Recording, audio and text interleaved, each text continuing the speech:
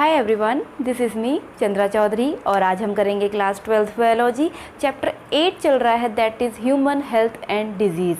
तो आज हम करेंगे इसका लेक्चर नंबर 5 और लेक्चर नंबर 5 में हम इम्यूनिटी को ही कंटिन्यू करने वाले हैं।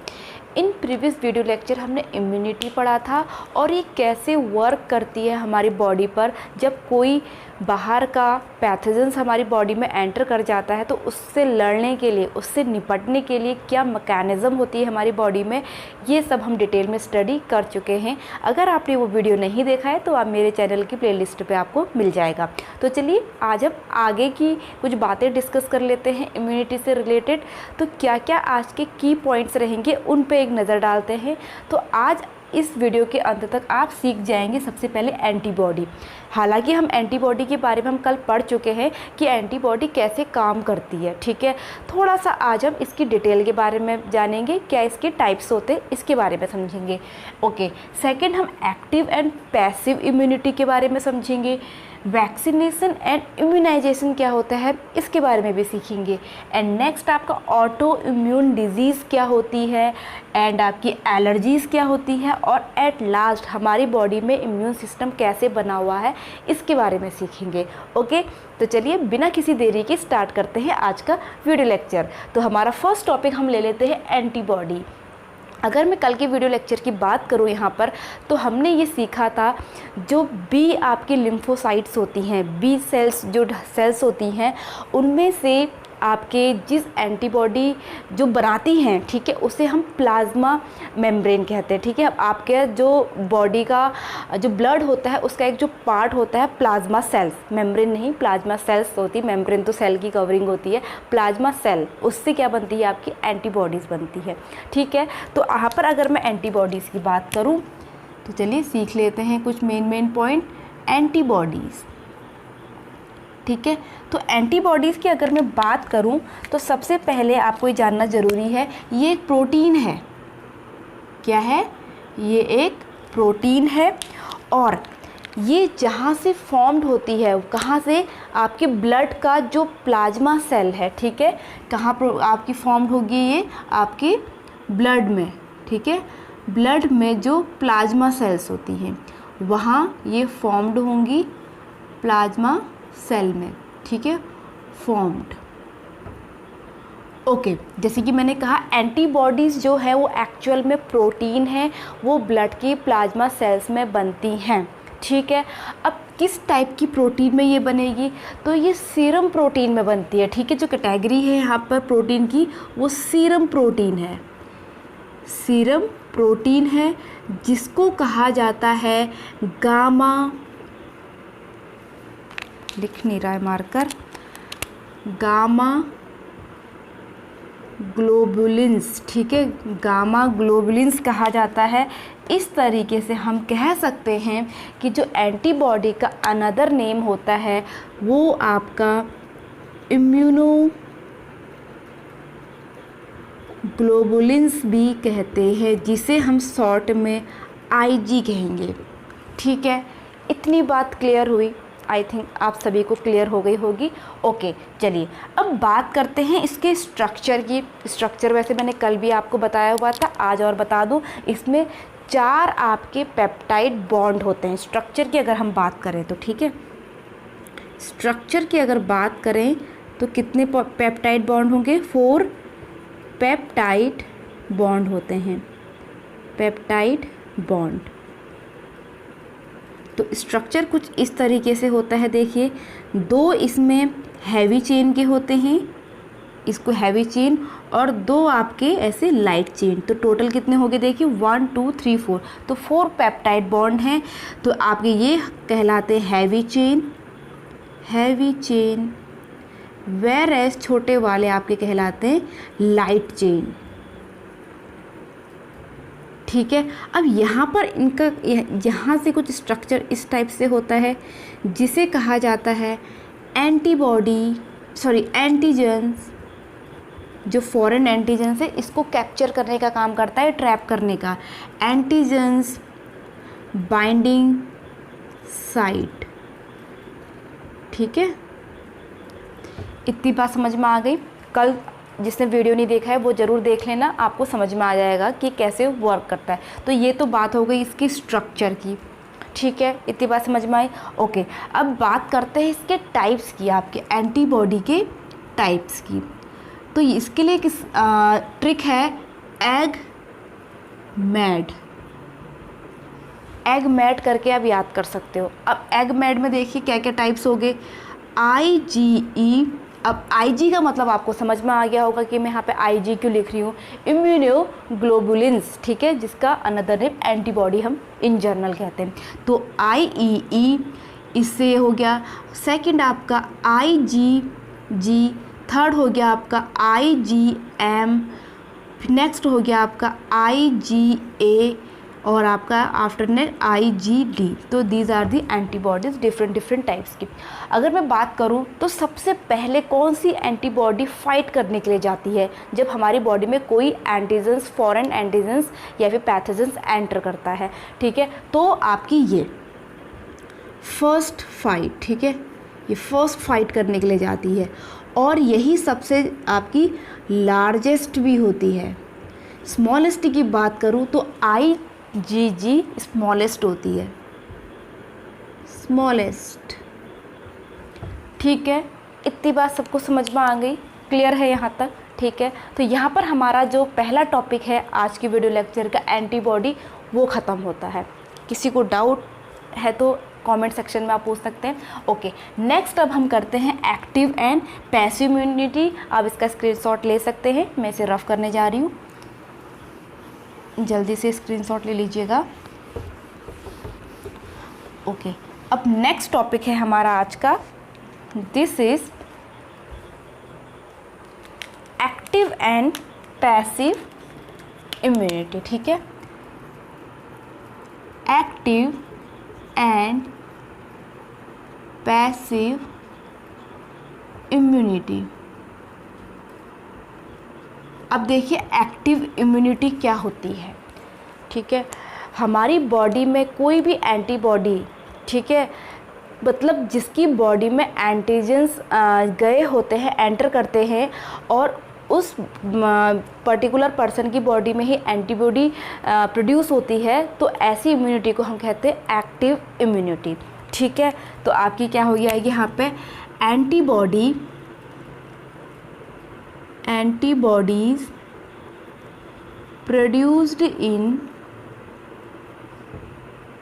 द होस्ट बॉडी, ठीक है, तो उसे हम क्या कहते हैं, एक्टिव इम्यूनिटी कहते हैं, ठीक है। और दूसरी बात देखो, कल हम पूरा प्रोसीजर पढ़ चुके हैं, कैसे बैक्टीरिया जब हमारी बॉडी में एंटर करता है तो कैसे वहाँ पर न्यूट्रोफिल्स पहले आते हैं, जब उनसे बात नहीं संभलती है तो सिग्नल भेजा जाता है आपके लिम्फ नोड्स में, वहाँ बी सेल्स और जो टी सेल्स और बी सेल्स है वो रेडी होती है, फिर वो आती है, एंटीबॉडी रिलीज़ होती है, तब जाके फिर उनसे फाइट होती है, तब जाके वो बैक्टीरिया जो होते हैं वो ख़त्म हो पाते, किल हो कर पाते। तो ये आपकी जो होल प्रोसेस है, एंटीबॉडी जो हमारी बॉडी में बन रही है या होस्ट बॉडी में, मीन्स जिसकी बॉडी में जो पैथोजेंस एंटर किया है, तो इस पूरी प्रोसेस को होने में टाइम लगता है। तो दैट मीन्स ये स्लो एंड टेक टाइमिंग है, ठीक है, स्लो एंड टाइम टेकिंग, ठीक है। क्या है ये, टाइम टेकिंग है ये प्रोसेस।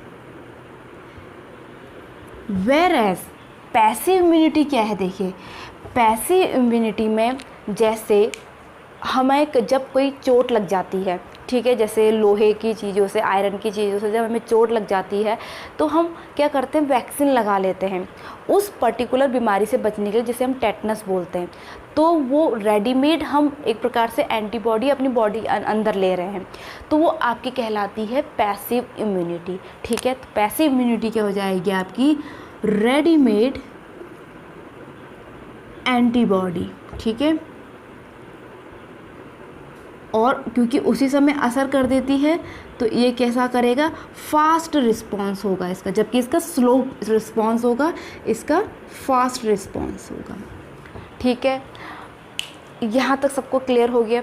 और यहाँ पे मैं एग्जांपल बताऊँ, जैसे कि मैंने अभी बताया आपको, स्नेक बाइटिंग बताया, नहीं बताया एक्चुअली, अभी मैंने आपको जैसे चोट लगने का एग्जांपल बताया, तो और क्या यहाँ पर हो सकता है। एक बेस्ट एग्जांपल है आपका mother to body, mother to baby. ठीक है, जब बेबी पैदा होता है स्टार्टिंग में, तो जब मदर ब्रेस्ट फीडिंग कराती है, ठीक है, उस वक्त जो मिल्क में होता है उसे हम कहते हैं कोलोस्ट्रोम। ठीक है, कोलोस्ट्रोम बोलते हैं, जिसमें एंटीबॉडी बहुत ज़्यादा एबंडेंट अमाउंट में होती है, जो बेबी के लिए, उसके इम्यून सिस्टम के लिए बहुत ज़्यादा फ़ायदेमंद होती है। ठीक है, कोलोस्ट्रोम होता है। और जब बेबी फीटस में होता है, एज अ फीटस मदर के वोम में होता है, उस वक्त भी प्लेसेंटा के थ्रू मदर से बहुत सारी एंटीबॉडीज़ कहाँ जाती है, आपके बेबी में जाती है, फीटस में। ठीक है, mother to foetus through placenta बहुत सारी एंटीबॉडी जाती है। तो एक प्रकार से वो बेबी के बॉडी में नहीं बन रही हैं, ये कहाँ बन रहे हैं, आपके बाहर से जा रहे हैं, भले मदर से जा रहे हैं बेबी में, तो ये आपकी कहलाती है पैसिव इम्यूनिटी। तो आई होप ये भी आपको समझ में आ गया होगा। चलिए अब हम अपने नेक्स्ट टॉपिक की ओर बढ़ते हैं।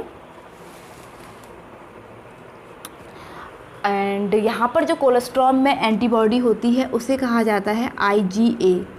ठीक है, IgA, इसमें एंटीबॉडी बहुत एबंडेंट अमाउंट में होती है। तो चलिए अब हम अपना नेक्स्ट टॉपिक करते हैं, that is vaccination and immunisation.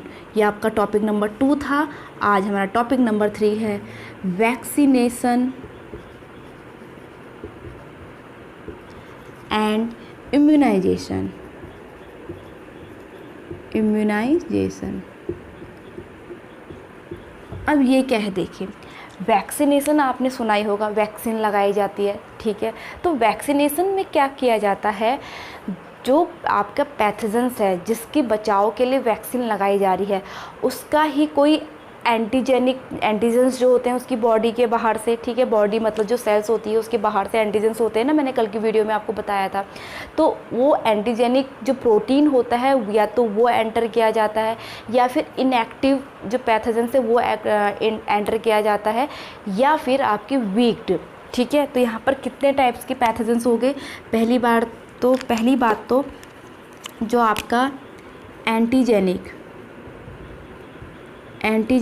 Protein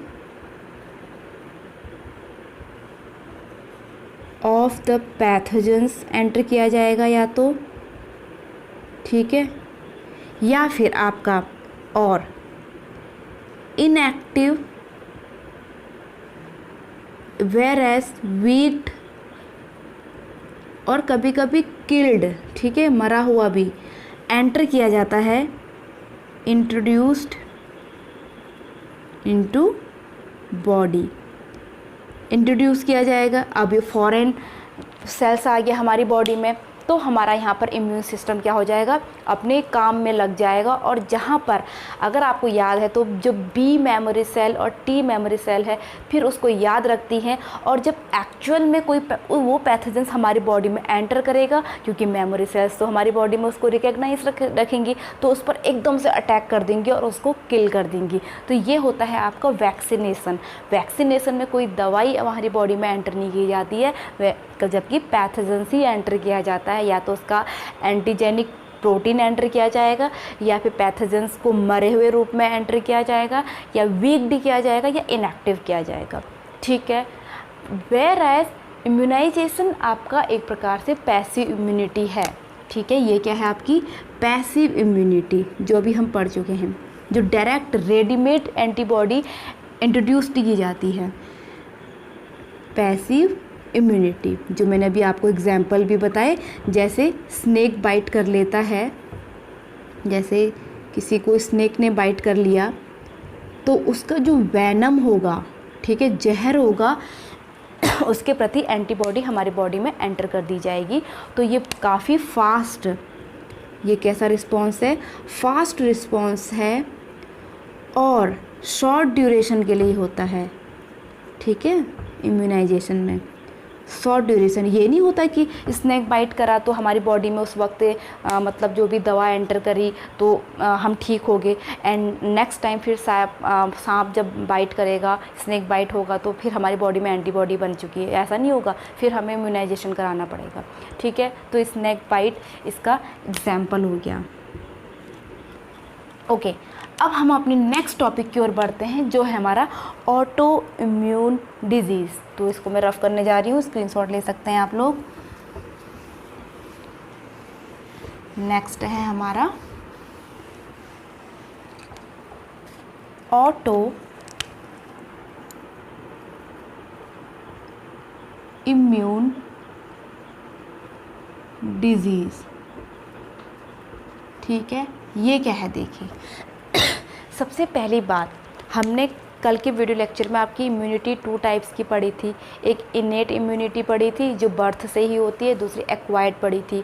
ठीक है, जो एक्वायर्ड इम्यूनिटी होती है वो केवल वर्टिब्रेट्स में होती है, ये पॉइंट आप हमेशा ध्यान रखिएगा।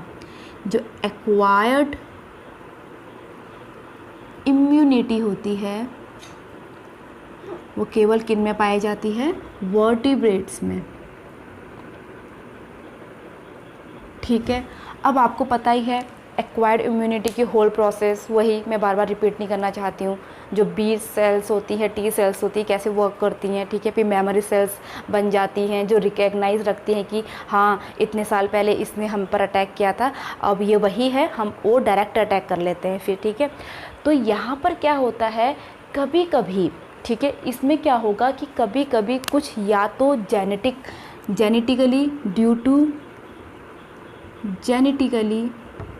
जेनेटिक और अननोन रीज़न, कोई भी अननोन रीज़न हो सकता है। ठीक है, अननोन रीज़न से क्या होगा, जो आपकी बॉडी की जो सेल्स हैं उन पर ही अटैक किया जाएगा। ठीक है, अटैक सेल्स अपनी ही सेल्स में ही अटैक करने लग जाता है। तो इस कंडीशन को क्या बोला जाता है? ऑटो इम्यून डिजीज़ बोला जाता है। ठीक है, इसे क्या बोला जाएगा? Auto immune disease. I hope इतना आप लोगों को समझ में आ गया होगा। ओके, अब नेक्स्ट टॉपिक है हमारा एलर्जी। तो देखिए नेक्स्ट टॉपिक क्या आ गया हमारा? एलर्जी। इसको भी ख़त्म कर लेते हैं। एलर्जीज। अब एलर्जी का नाम तो आप लोगों ने सुना ही होगा कि हम इन जनरल बोलते रहते हैं कि एलर्जी हो गई, और ज़्यादातर तब होती है जैसे हम कभी ऐसी जगह चले जाएं जहाँ पर बहुत धूल हो, डस्ट हो, तो हमें छींक आने लगती है, खांसने हम लगते हैं, या फिर हम जिस प्लेस पे रहते हों, जिस इन्वायरमेंट में रहते उससे अलग इन्वायरमेंट में चले जाएं, ठीक है, तो वहाँ पर हमें एलर्जी होने लग जाती है। खुजली हो सकती है, ईचिंग हो सकती है, स्नीजिंग हो सकती है, कफिंग हो सकती है, नाक बहना, आंखों से पानी आना, कुछ भी हो सकता है। ठीक है, जो हमें सूट नहीं करता है, तो उस टर्म को हम क्या कहते हैं? एलर्जी हो गई कहते हैं। तो ये एलर्जी है क्या? ठीक है, तो उस वक्त जब हमारा इन्वायरमेंट चेंज होता है, या फिर जैसे हम डस्ट के कांटेक्ट में आ जाएं, डस्ट या फिर पॉलन से भी बहुत लोगों को एलर्जी होती है। ठीक है, पॉलन आ जाती है तो हमें क्या होने लगती है? स्नीजिंग होने लगती है, कफिंग होने लग सकती है, आँखों से पानी आता है, तो उसको हम एलर्जी कहते हैं। तो जिनकी वजह से ये एलर्जी हो रही होती है उन्हें कहा जाता है एलर्जेंस। एलर्जेंस बोला जाता है। और हमारी बॉडी इन एलर्जेंस के प्रति बिल्कुल एग्ज़ैजरेट रिस्पॉन्स करती है। ये क्या है एक्चुअल में? जेनरेटेड, ठीक है, जेनरेट रिस्पॉन्स है ये आपका, रिस्पॉन्स ऑफ इम्यून सिस्टम। ठीक है, जो हमारा इम्यून सिस्टम है उसका बिल्कुल रिस्पॉन्स होता है उस एलर्जेंस के प्रति। ठीक है, जो हम सर्टेन इन्वायरमेंट में गए होते हैं, जो हमें सूट नहीं कर रहा होता है, तो हमारा इम्यून सिस्टम रिस्पॉन्स करता है। और यहाँ पर जो एंटीबॉडी बनती है हमारी बॉडी में वो होती है IgE। बहुत इम्पॉर्टेंट है, इसको आप स्टार लगा सकते हैं। IgE के कारण आपकी एलर्जी होती है। ठीक है, इतनी बात आई थिंक सबको समझ में आ गई होगी। ओके चलिए, तो ये आप कुछ खास पॉइंट मैंने लिख चुकी हूँ, आप इसका स्क्रीनशॉट ले सकते हैं। अब हम अपना लास्ट टॉपिक करेंगे, immune system in the body. Last topic रह गया है आज की वीडियो लेक्चर का।